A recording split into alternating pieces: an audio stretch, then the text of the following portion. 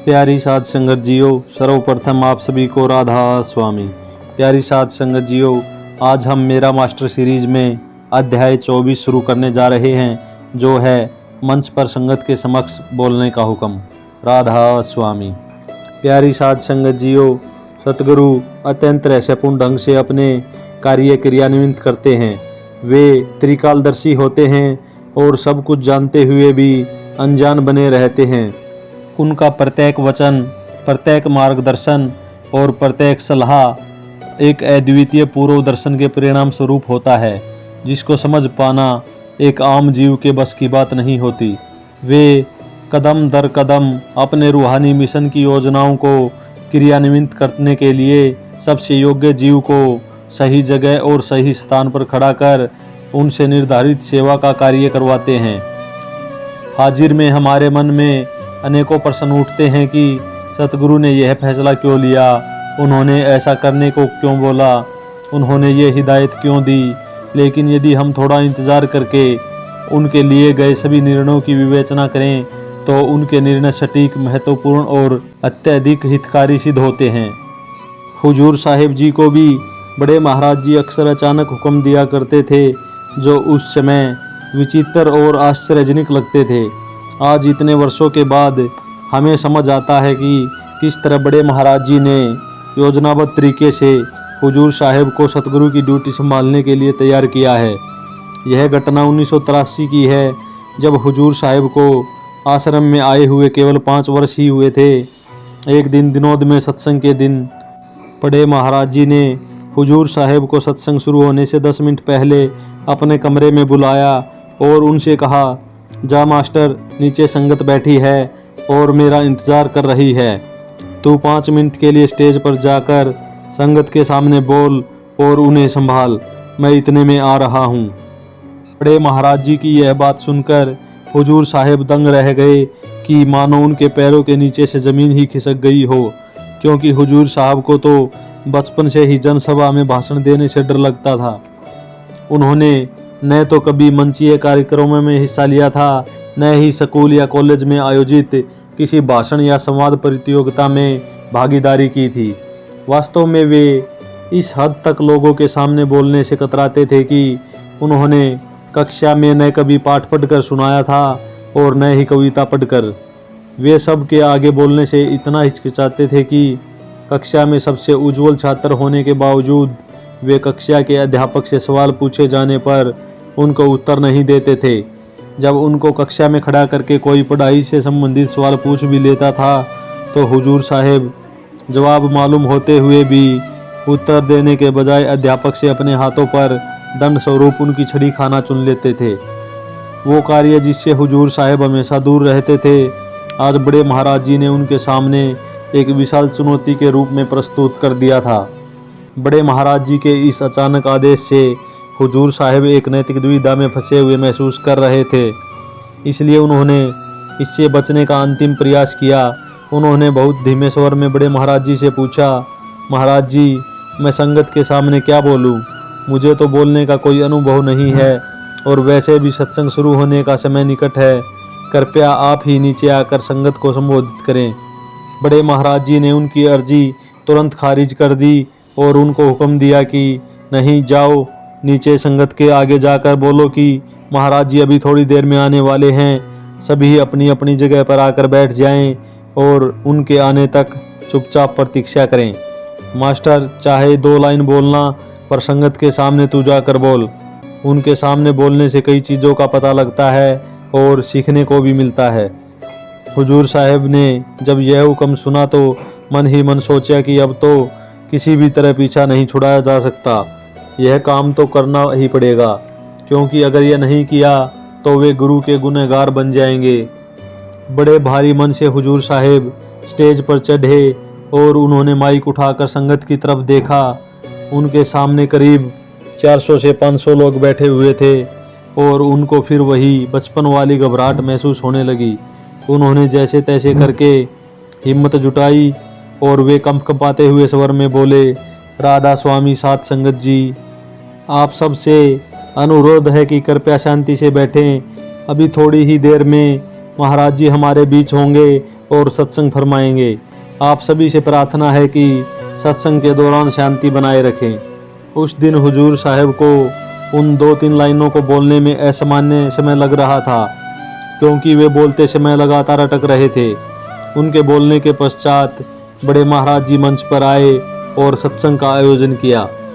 सत्संग के समापन पर बड़े महाराज जी ने उन्हें पुनः बुलाया और हुजूर साहब के मन में यह धारणा थी कि उनके निम्न स्तर के और आत्मविश्वासहीन भाषण के कारण बड़े महाराज जी उन्हें सांत्वना देंगे और आगे से उन्हें यह सेवा नहीं देंगे।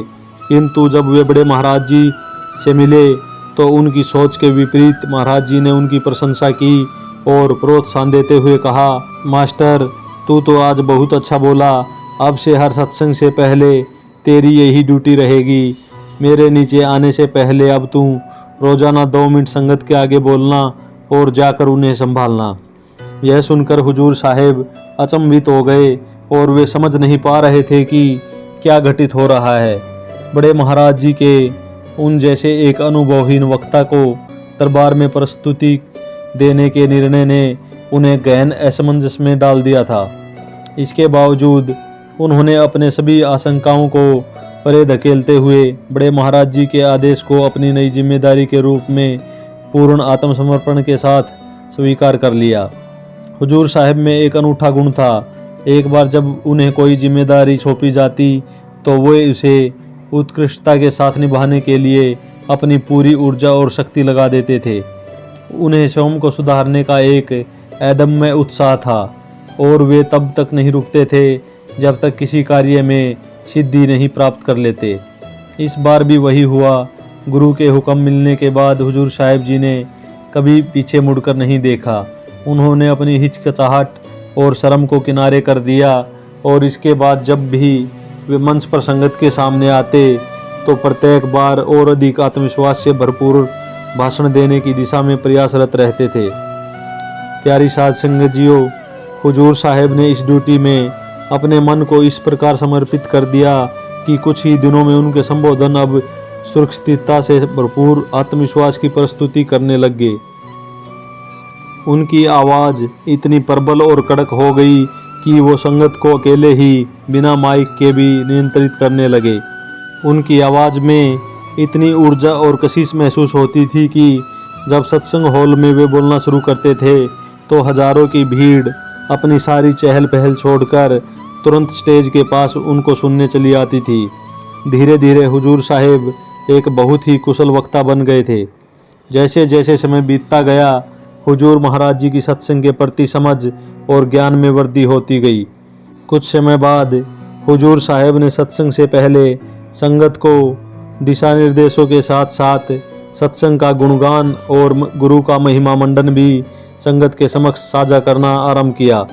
वे अब महज 5 मिनट नहीं बल्कि काफ़ी देर तक, यानी जब तक बड़े महाराज जी अपने कमरे से स्टेज पर नहीं आ जाते थे तब तक, चाहे फिर 15 मिनट हो या 20 मिनट, हुजूर महाराज जी संगत को बड़े महाराज जी के सत्संग और गुरु के महत्व का संक्षिप्त ज्ञान साझा करते।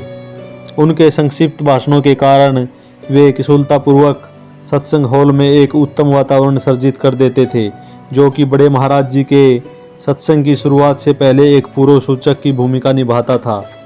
देखते ही देखते हुजूर साहिब ने मंच से संगत को नियंत्रित करना, संबोधित करना, घोषणाएं करना और बड़े महाराज जी के हुक्म संगत तक पहुंचाने की जिम्मेदारी अपने कंधों पर ले ली। जब बड़े महाराज जी हुजूर साहिब के उत्कृष्ट वक्तृत्व कौशल से पूरी तरह प्रभावित और संतुष्ट हो गए तो उन्होंने और अधिक निश्चित होकर फैसला किया कि हुजूर साहिब को एक नई जिम्मेदारी सौंपी जाए। उनके लंबे मौन व्रत के दौरान संगत के लिए सत्संग का आयोजन करना। हुजूर साहिब जी का प्रवचन कौशल इतना प्रशंसनीय और आनंददायक हो गया कि अब बड़े महाराज जी निश्चिंततापूर्वक महीने 2 महीने मौन धारण करने लगे।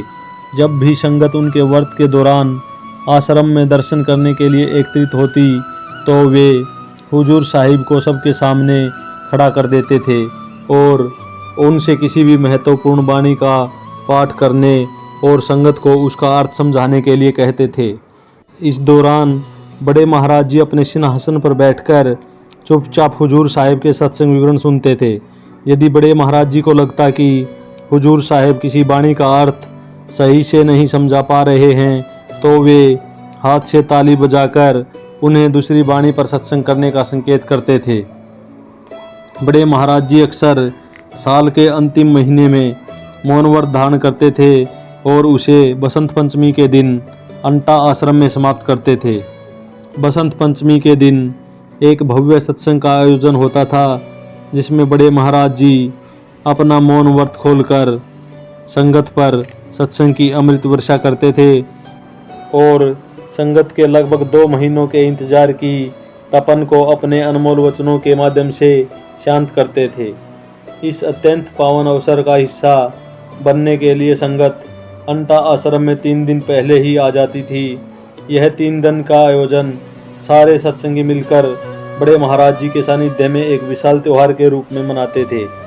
इस दौरान तीनों दिन शब्दवाणी की जमकर धूम होती और पूरी उत्साहपूर्ण ढंग से वाणी का पाठ किया जाता था। चूंकि बड़े महाराज जी तो इस आयोजन के सबसे आखिरी दिन ही अपना मौन खोलते थे, इसलिए तीनों दिनों तक संगत की व्यवस्था और उनके संबोधन की सारी जिम्मेदारी हुजूर साहिब जी के कंधों पर ही रहती थी। वे अकेले ही इतने विशाल जनसमूह को 3 दिनों तक शासित करते, संभालते और उनके लिए सत्संग प्रस्तुत करते थे।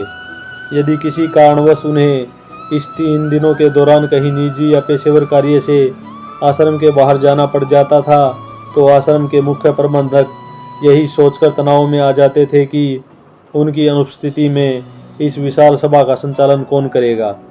एक बार की बात है जब बड़े महाराज जी को अंटा आश्रम में मौन खोलना था और उस दिन हुजूर साहिब को अपने स्कूल से निकलने में देरी हो गई। शाम का समय हो चुका था और संगत का हुजूम आश्रम में उमड़ पड़ा था। उस समय भाई माधव प्रसाद जी सत्संग घर में सारे इंतजामों की देखभाल का सेवा भार संभाल रहे थे। हुजूर साहिब जी की अनुपस्थिति में उनके हृदय में अजीब सी बेचैनी जगा दी थी। वे संगत की भीड़ को देखकर इतने चिंतित हो गए कि वे बार बार आश्रम के चक्कर काटने लगे और कम से कम 10 बार बड़े महाराज जी के पास गए और उनसे कहा, महाराज जी आज मास्टर नहीं आया। थोड़ी देर से ही सही, पर जब हुजूर साहिब की मोटरसाइकिल आश्रम के गेट में प्रवेश करती दिखाई दी तो माधव प्रसाद के चेहरे पर खुशी की लहर दौड़ गई। वे तुरंत भागकर बड़े महाराज जी के पास पहुँचे और उनसे कहा, महाराज जी अब मास्टर आ गया है, अब हमारी सारी चिंताएं दूर हो गई हैं, अब वह सब कुछ संभाल लेगा। उनकी आवाज़ में राहत और संतोष का भाव स्पष्ट झलक रहा था। हुजूर साहिब ने ऐसी असाधारण जिम्मेदारी अपने कंधों पर उठा ली थी कि न सिर्फ बड़े महाराज जी बल्कि सभी प्रमुख सत्संग आयोजक भी उन पर पूर्ण रूप से निर्भर हो गए थे। सत्संग में हालांकि हजारों सेवादार मौजूद थे, परंतु अगर कभी भी हुजूर साहिब वहां उपस्थित नहीं होते तो प्रबंधक और बड़े महाराज जी दोनों ही गहरे तनाव में आ जाते थे। यह बड़े महाराज जी की अपार कृपा का ही परिणाम था कि जो हुजूर साहिब कभी 10 लोगों के सामने बोलने से भी हिचकिचाते थे, वे अब सत्संग के प्रमुख चेहरे बन चुके थे और उनके बिना सत्संग का आयोजन अधूरा माना जाता था। राधा स्वामी।